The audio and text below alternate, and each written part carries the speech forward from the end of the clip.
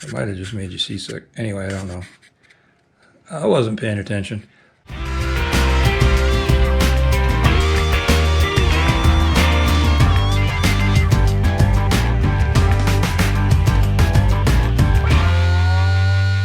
All right, welcome. It's Dane, JONAH Guitars, boys and girls, ladies and gentlemen. This is an acoustic guitar neck. It's going to be one of two 12 fret slotted pig heads. I don't have the layout marks on the end of this guitar, but it's kind of like pretty oversized for what I needed. I didn't want to have to glue wings on the head because it's a slotted peg head, so I want this to be all, one piece. But although it is a scarf joint, if you can see that or not, you can see a line right here where the scarf is. Anyway, already have the truss rod in. I'm gonna, carbon rod, fiber rod on either side of the truss rod. I did the LPJ with a carbon fiber rod, and I haven't really played the guitar yet, but I can tell that the neck is substantially more sturdy, although I've kind of never been an advocate of carbon fiber, but I thought I would try it. And so I'm going to have it in 3 necks when I get done with these two, and we'll see how that goes, and I'll determine whether I want to be an advocate for those or not. I have already done the routing and gluing of these rods in here, and they're just in there. You'll have to take my word for it. My goal now, just for general info, this is the first full real day of my retirement, and I am excited as I can be to be able to spend more time in the shop.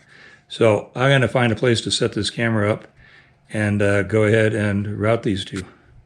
So here's the first body of the two that is put together. I've got the top and the back over there. I got to bend the second set of sides. These turned out pretty good. This one I did in the bender because I attempted to bend this one with an iron and it really wasn't going my way, and you can see I got a little scorching. That should stand out. But the bender made it just completely. I felt like I wanted to bend the sides of the first couple of guitars by hand on a hot iron. I don't know. Maybe it's just a skill I wasn't ready for, but that's very difficult to do. So, but it's I don't know if I've mentioned this before, and I probably have somewhere in this series, but I got these, and they're both identical. I got the rosettes from StewMac. I also have some more of this stuff here, the herringbone looking stuff. I put it back stripe down there. With that, I'm trying to determine whether I'm going to do that around the binding for purfling, or if I'm just going to use the tortoise binding front and back on this. I might go ahead and do that, but I'm not positive. I'm not really sure what I'm going to do for an end wedge at this point. And yeah, and that tape is an approximate scale length. Just was thinking about something, so I thought I'd mark that, but I have no idea if that means anything. If you can tell what a guitar is going to sound like at this point from that. But that's the body. Body number 1. I set this in the vise where the block on my router guide stops right where I want the end of the travel to be, and bang, it stops. And then I marked the other end of it right here, and so I can just line that mark up and I'll know I'm right where I want to be. And you can see, maybe you can see I'm dragging, I'm just barely touching it. I already set this up on the first neck, so I don't have to do it again.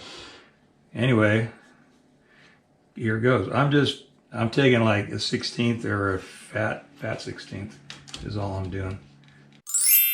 I don't even think I took a fat 16th that time, but. And I'll probably just take the rest of this all in one shot. All right, and you may notice that I'm not letting the thing come back up while it's spinning, because if I can I don't know if you'll see it, but when it's not locked, you do have some wobble in the router, and it could, you know, lean one way or the other and take a chunk out of the side of the slot there. And that's not huge because you're going to fill it up with glue anyway. But why be a slob? All right, so I don't know if this light's going to wash it out or not. I have my visor on, like I said, and I'm going to put it down so I can take these corners out.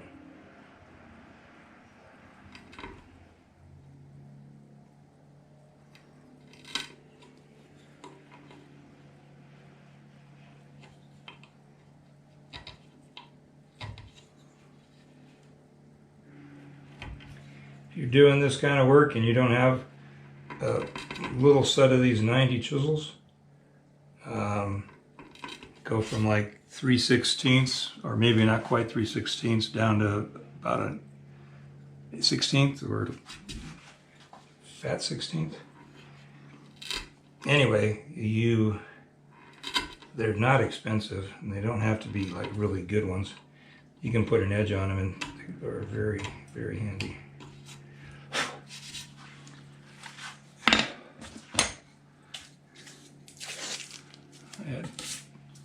I sanded these in my disc sander to the exact same length, so that's why. Great. That's why they were taped together. So that's good. I love the way this stuff sounds.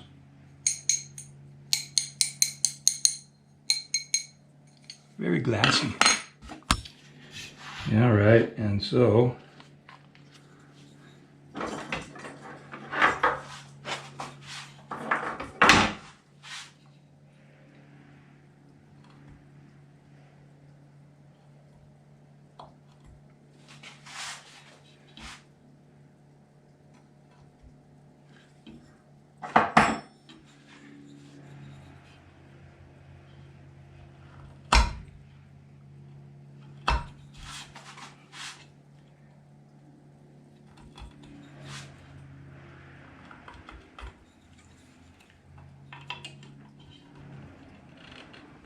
my head in the way? Yeah, probably.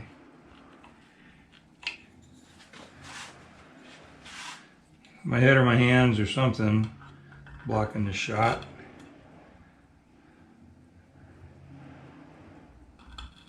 Can't find a cameraman that wants to work for free. Because that's about what I get on these things. Free! Free falling. Yeah.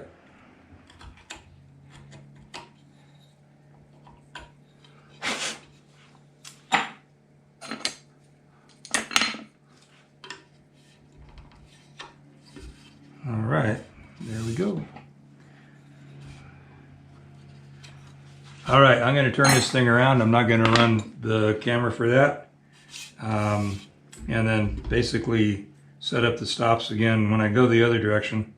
All right, now you can see that I have a clamp on either end here, and the back clamp just stops me right where the line is. The front clamp does the same thing. Bang. I had to put a eraser underneath the front clamp so it catches the base more squarely. All right, and then we're going to do the same exact thing. Fast forward time, eh? And when I get out here, see, it wants to rock, so I'll push it back in order to plunge it, and then I'll pull it forward, and I'll have my hand on the back of the router then, so it also doesn't want to accidentally dive off. The back side, no problem whatsoever. Anytime you're using a side rail guide, you want to make sure you're pushing it into the operation all the time. Plus the rotation of the bit is pulling it in, so we're golden. Here we go. Looks like I'm fuzz shy on my back line. Here's all of it. All right, so all 4 of those channels now. So the router, I'm done with that router setup. If I wanted to be, I could move on. The clamps out of the way. Already demonstrated squaring off the ends, so I'm not going to film that again.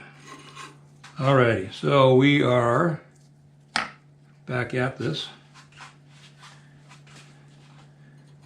Just going to pretty much put a puddle of the, who is this, Star Bond, and I'm just using black super glue, and I am just kind of puddling it in the bottom of this, and the fit is tight enough that it will push it up the sides and actually right out the top a little bit, which I just mop up with a paper towel.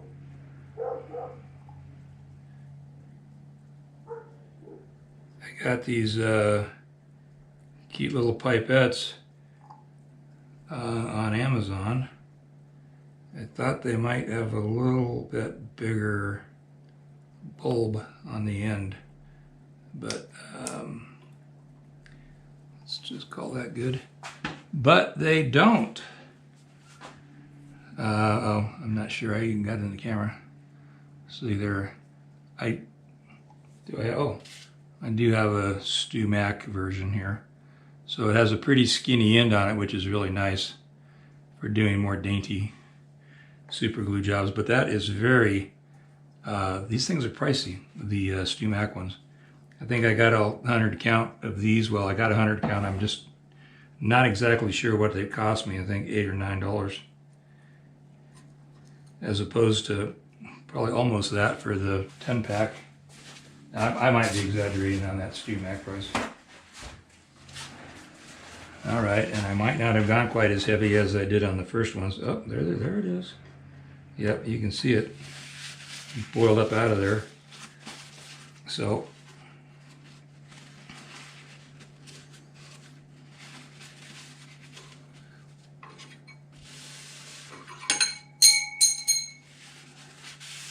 that's what it sounds like. Didn't break. All right, and okay. Oh, behind me. I knew I'd prep these things. All right. So just got these nice straight cawls. I am actually underneath, just below the edge here, maybe 3/1000ths, something anyway. So we're just going to clamp the block on there so that it can't come up higher than the top of the neck, and I'm just going to clamp them in. So, like I said, it can't come higher than the top of the neck. So once it's dry, it's at least even with the top of the neck. Anything under that is full of glue. Right, so we're good. I don't know why I turned that one around. Let's go that way. All right, and the second one is the same deal. You know, I guess I should have done this one first because now the other one's behind the bar. Anyway, you got the picture. I probably won't even show this part again. This one's going to bubble out as well, I'm sure. And it is.